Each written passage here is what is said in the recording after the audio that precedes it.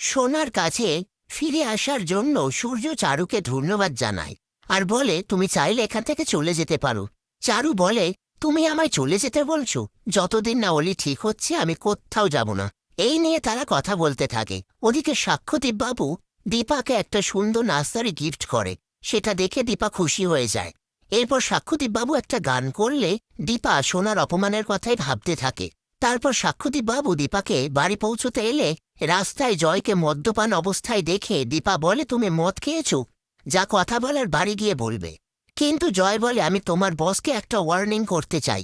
এরপর সাক্ষ্যদীপ বাবুর কাছে গিয়ে বলে আমার দাদাই না খুব সন্দেহবাদী।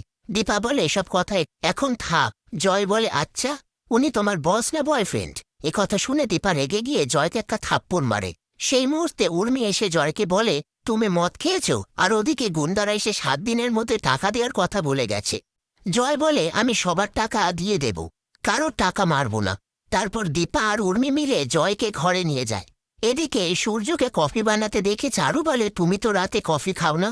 সূর্য বলে একটা সময় খেতাম, রাতে ঘুম আসতো না বলে বন্ধ করে দিয়েছিলাম। চারু বলে তোমার সব পুরনো অভ্যেস ফিরে আসছে তাই না, যেমন এসজি ফিরে এসেছে।